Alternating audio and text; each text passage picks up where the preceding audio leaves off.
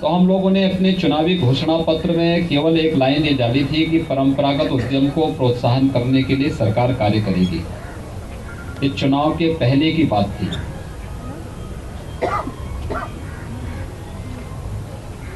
जिस दिन प्रदेश का घोषणा पत्र, लोक कल्याण संकल्प पत्र हमारा जारी हुआ, मैं उसमें था। संकल्प पत्र जब मैं पलट रहा था तो मेरी नजर बार बार इस वाक्य पर पड़ रही थी कि हम परंपरागत उद्यम को प्रोत्साहित करने के लिए कार्य करेंगे। तो उस समय सरकार आने के बाद मेरे दिमाग में बात थी, तो प्रोत्साहन कैसे होना है, क्योंकि परंपरागत उद्यम यह न केवल वहाँ के उद्यमियों से और रोजगार से जुड़ी हुई है, बल्कि वहाँ की विरासत, वहाँ की संस्कृति, लोक परंपरा और वहाँ के लोक संस्कृति के साथ इसका बहुत गहरा संबंध होता है। इस दौरान मैंने कई देशों के राजदूतों के साथ मेरी बातचीत हुई। अलग अलग देशों के जब भी कोई एम्बेसडर आता था, मैं उनसे पूछता था कि आपके यहाँ परंपरागत उद्यम के लिए आप लोगों ने क्या कुछ किया है। तो जापान और थाईलैंड से मेरे सामने एक आइडिया आया था कि उन लोगों ने वहाँ के लिए वन रीजन वन प्रोडक्ट की बात कही है। तो मेरे दिमाग में आया, मैंने कहा जितनी हमारी आबादी उत्तर प्रदेश की है, देश के 22 से अधिक राज्यों को मिला दिया जाए तो उतनी जनसंख्या अकेले उत्तर प्रदेश की है। तो मैंने कहा हमारे पास तो इसका सबसे अच्छा माध्यम हो सकता है कि हम लोग वन डिस्ट्रिक्ट वन प्रोडक्ट की एक अभिनव योजना प्रारंभ करें। जहां पहले से है उसकी मैपिंग करें, जहां नहीं है वहां के लिए कोई एक प्रोडक्ट दें और फिर उस जिले में को उसके साथ जोड़े। मैंने एक टीम गठित की। टीम को मैंने कहा पूरे प्रदेश की मैपिंग करो। 75 जनपद हैं उत्तर प्रदेश के। अब आश्चर्य करेंगे, 75 में से 57 जनपदों में तो मुझे पहले ही चरण में एक सप्ताह का जो हमारा पहला चरण था, इस सप्ताह के अंदर 57 जनपदों के अलग अलग प्रोडक्ट मेरे पास आ गए। जैसे मुरादाबाद का पीतल का उद्योग का है, अलीगढ़ का हार्डवेयर का है, वाराणसी की साड़ियों का है, भदोई की कारपेट का है, कन्नौज के इत्र का है। दुनिया के अंदर लोग बांसुरी भले बजाते होंगे, लेकिन उसका जो उत्पादन होता है वह भी उत्तर प्रदेश के पीलीभीत जनपद में होता है।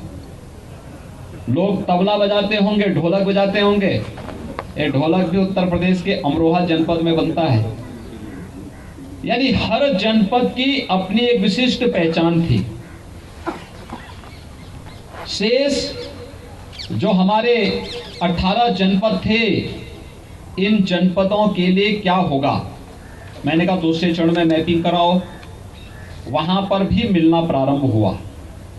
फिर कुछ जनपदों में हम लोगों ने कहा कि उन जनपदों की कुछ विशिष्ट पहचान होगी, केवल हम परंपरागत उद्यम को ही देखेंगे। इसके साथ साथ जनता की रुचि तब बनेगी जब वहां कुछ खान पान के आइटम भी हो। अब सिद्धार्थनगर में, हमारे यहाँ एक जनपद सिद्धार्थनगर में एक चावल होता है, उसको काला नमक चावल कहते हैं। दुनिया के अंदर उससे अधिक प्रोटीन से युक्त और उससे अधिक खुशबू देने वाला डोसा चावल ने, इतना मुलायम चावल है, एक बार व्यक्ति खा ले तो मुझे लगता है कि जिंदगी भर वो अगर चावल खाने का शौकीन होगा तो जरूर बोलेगा कि मुझे वही चावल दो। मुजफ्फरनगर में मैंने लोगों से कहा, मैंने कहा आप गुड़ के बारे में तय करिए। और मुझे बताते हुए प्रसन्नता है, पिछले वर्ष मुजफ्फरनगर में गुड़ महोत्सव मनाया। 118 वैरायटी का गुड़ अकेले मुजफ्फरनगर में बन रहा है।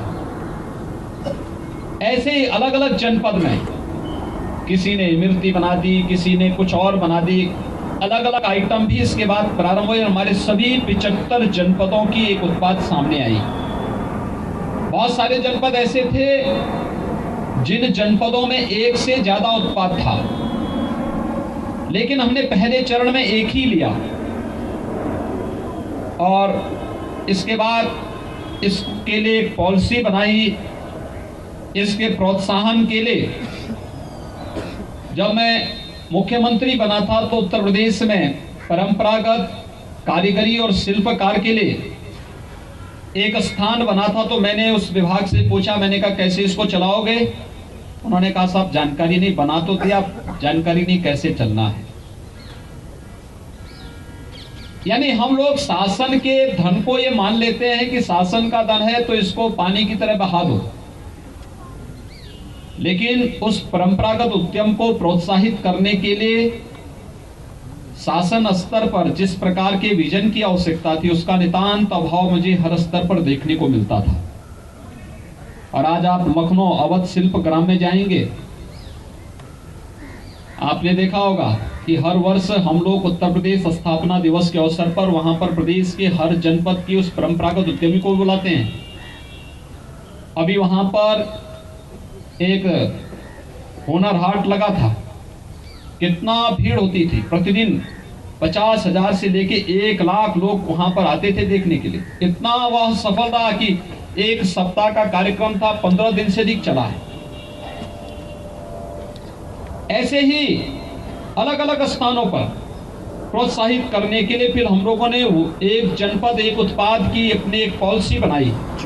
मैंने बजट में उसके लिए पैसे की व्यवस्था की, बैंकों से और वित्तीय संस्थाओं से इसको जोड़ने का कार्य किया, इसकी ब्रांडिंग कराई, इसकी मार्केटिंग के लिए हम लोगों ने प्रोत्साहन कर देना प्रारंभ किया। और आज मुझे प्रसन्नता है उत्तर प्रदेश की वन डिस्ट्रिक्ट वन प्रोडक्ट की इस अभिनव योजना ने उत्तर प्रदेश के एक्सपोर्ट को, पूरे देश के अंदर अलग अलग राज्यों के एक्सपोर्ट को अगर आप देखेंगे तो वह 7 से 8% के बीच में है।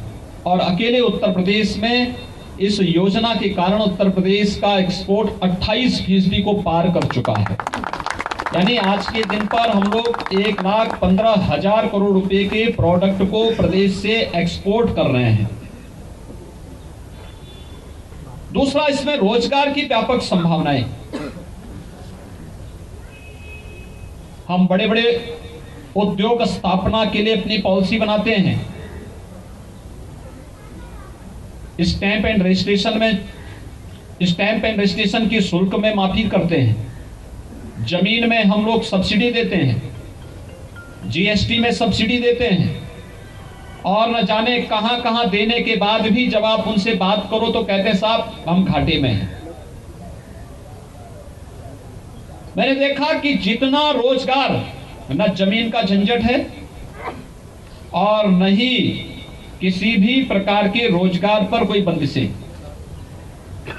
घर के अपनी सामान्य गृहस्थी को संचालित करने के साथ ही उस घर के एक कमरे में यह अपना कार्य आसानी से आगे बढ़ा सकता है। मैंने लखनऊ की चिकन कारीगरी को देखा है। वहां पर आप देखते होंगे दिन भर लोग सुबह शाम अपने घर में भोजन बनाते हैं और फिर लखनऊ में आकर के विभिन्न दुकानों से कपड़ा लेकर के जाते हैं और चिकनकारी का काम अपने घर में बैठ करके शेष समय में करते हैं। और एक महिला प्रतिदिन 500 से लेकर के 1500 रुपए तक कमाती है केवल इस कारीगरी के माध्यम से। और इसकी सबसे बड़ी विशेषता क्या? इस चिकनकारी में मां अपनी बेटी को नहीं सिखाती, मां अपनी बहू को सिखाती है, क्योंकि बेटी को सिखाएगी तो दूसरे घर चली जाएगी इस कला को लेकर के। इसलिए वो अपने बहू को सिखाती है कि इसको अपने घर में कैसे इस कला को संजोए रखना है। और बड़ी मांग होती, कोई लखनऊ जाता है तो लखनऊ में उसकी सबसे पहली मांग होती है कि चिकन का कुर्ता होगा उसको मैं पहनूं या उसको मैं किसी को गिफ्ट करूं। ऐसे ही अलग अलग जनपदों में जब मैं विगत वर्ष पहली बार जब मुरादाबाद आया तो मैंने देखा वहां के उद्यमियों में बड़ी निराशा थी। हम लोगों ने जब योजना को लागू किया, आज लगभग 6,000 करोड़ रुपए से अधिक के प्रोडक्ट वहां से एक्सपोर्ट हो रहे हैं। जब मैं पहली बार भदोही गया था, कारपेट उद्योग में वीरानी छाई थी। आज 4,000 करोड़ रुपए से अधिक का एक्सपोर्ट अकेले भदोही जनपद से है। फिरोजाबाद का ग्लास का उद्योग, कन्नौज का इत्र एक समय दम तोड़ रहा था, आज फिर से सरपट तोड़ता हुआ दिखाई दे रहा है। और मुझे लगता है कि यह परंपरागत उद्यम को प्रोत्साहित करने के लिए हम लोगों ने यह अभिनव योजना प्रारंभ की है। दूसरा, हम लोगों ने प्रदेश के अंदर परंपरागत जो दैनिक जीवन के उपयोग में आने वाले कार्य थे, उनसे जुड़े हुए लोग थे, उनके लिए भी योजना चलाई विश्वकर्मा श्रम सम्मान के रूप में। इसके लिए हम लोगों ने प्रदेश के अंदर गांव का नाऊ है, गांव का मोची है, गांव का हलवाई है, गांव का कारीगर है, गांव का राजमिस्त्री है। मुझे याद है जब उत्तर प्रदेश के अंदर मुझे मुख्यमंत्री बनाया गया और उत्तर प्रदेश के अंदर मुझे बताया गया कि उत्तर प्रदेश को स्वच्छ भारत मिशन में बहुत बड़ा कार्य करना है। मुझे बताया गया कि 2,61,00,000 शौचालय बनाने हैं और इस कार्य को हर हाल में अक्टूबर 2019 के पहले 2018 के अंदर अंदर बनाना है। मात्र 1.5 वर्ष का समय मेरे पास था। पिछली सरकार ने 2.5 वर्ष का कार्यकाल व्यतीत कर दिया, कुल 43 लाख शौचालय ही बनाए। तो मेरे सामने सबसे बड़ा ये था कि भाई स्वच्छ भारत मिशन में, क्योंकि भारत सरकार कहती थी कि अगर यूपी फेल हो गया तो देश फेल हो जाएगा, कैसे इतना बड़ा कार्य होगा। तो मैंने एक सर्वे कराया। मैंने कहा भी देखो प्रदेश के अंदर कितने राजमिस्त्री हैं, राजमिस्त्रियों को बुला करके उन्हें मास्टर ट्रेनर बनाया। मैंने कहा इनके साथ बहुत सारे लोग होंगे जो बहुत दिनों से मजदूरी करते होंगे, इन लोगों को भी राजमिस्त्री के रूप में पारंगत करो। एक साथ 1 लाख राजमिस्त्री हम लोगों ने प्रदेश के अंदर तैयार किए। और मुझे बताते हुए प्रसन्नता है कि हमें लक्ष्य प्राप्त करना था अक्टूबर 2019 में और हमारी सरकार ने लक्ष्य प्राप्त किया अक्टूबर 2018 में। 2,61,00,000 शौचालय हम लोगों ने बनाए। हमने उसके हुनर को मंच ही नहीं दिया कभी। आता था बेचारे को काम मिलता था, ठीक नहीं मिलता था, नहीं मिल पाता, घूमता रहता था। आज इसका परिणाम है कि उत्तर प्रदेश स्वच्छ भारत मिशन में पहले 27वें स्थान पर था, आज उत्तर प्रदेश नंबर 1 पर है। प्रधानमंत्री आवास योजना में उत्तर प्रदेश पहले 25वें नंबर पर था, आज नंबर 1 पर है। 30 लाख आवास हम लोगों ने इस दौरान गरीबों के लिए बनाए, इन्हीं राजमिस्त्रियों के माध्यम से। मैं देखता था कि गांव का नाऊ कहीं जाता है, उस जमीन में बैठ करके दाढ़ी और बाल बनवाने लगता है। कोई 2 रुपया देता था, कोई 5 रुपया देता था। तो मैंने कहा भी अगर इस व्यक्ति को हम थोड़ा ट्रेनिंग दे दें, इसको बैंक से जोड़ दें, थोड़ा लोन दे दें, कुछ सब्सिडी दे दें, कुछ अनुदान शासन इसको दे दें, इसके लिए एक शोरूम बन जाए, एक सैलून बन जाए, तो यह भी 10 रुपये 15 रुपये पाने लग जाएगा, 50 रुपये पाने लग जाएगा।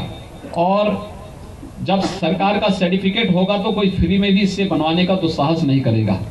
और इसके बाद ये कार्य हम लोगों का प्रारंभ हुआ। हम लोगों ने प्लास्टिक को देश के अंदर सबसे पहले बैन किया था। प्लास्टिक का विकल्प क्या हो? मिट्टी के बर्तन। लेकिन कुम्हारों ने इस कला को छोड़ दिया था क्योंकि बिकता नहीं था। उनको इतना पड़ता ही नहीं था कि वह इससे कुछ मुनाफा कमा सके।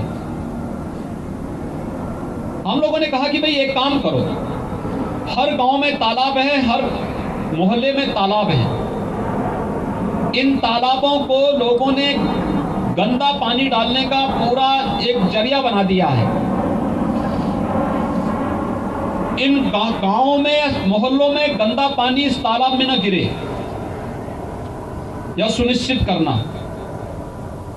इस तालाब को जल संचयन के केंद्र के रूप में विकसित करेंगे और उन तालाबों के माध्यम से हम लोगों ने कुम्हारों को बुला के कहा कि भाई हम आपको अप्रैल से जून तक तालाब दे रहे हैं, आप मिट्टी जितना निकालना चाहते हैं मिट्टी लेकर के चले जाओ।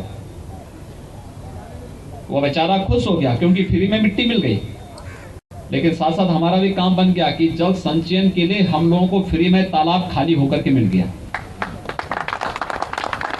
और उसको मिट्टी फ्री में मिली, हमने उसको सोलर चाक और इलेक्ट्रिक चाक दिए। पहले वह 60 से 70 बर्तन बनाता था, आज से वो 400 450 बर्तन बनाता है, कॉस्ट भी कम हुई। और उसका परिणाम क्या था कि हमने प्लास्टिक और थर्माकोल का विकल्प दे दिया कि भाई हमारे पास मिट्टी के बर्तन हैं, आपको हम दे रहे हैं, आप उससे भी कम कीमत पर मिट्टी की बर्तन लीजिए। जगह जगह आपको मिट्टी के बर्तन पर्याप्त मात्रा में मिलने प्रारंभ हुए। पहली बार जब अयोध्या में मुझे दीपोत्सव का कार्यक्रम करना था, लक्ष्य था 1,01,000 दीपक जलाने का। 1 महीने की प्रयास और प्रयत्न करने के बाद भी पूरे प्रदेश से मुझे दीपक मंगवाने पड़े थे। और इस वर्ष, बीते वर्ष में हम लोगों ने 5,51,000 बर्तन दीपक बनवाए थे और सभी अयोध्या के गांव में बनाए थे, कहीं और से बनाने की आवश्यकता नहीं पड़ी थी। लोगों को अपने घर में काम मिल रहा है। आखिर मिट्टी से बने हुए बर्तन या मिट्टी के दीपक चीन क्यों बनाएगा?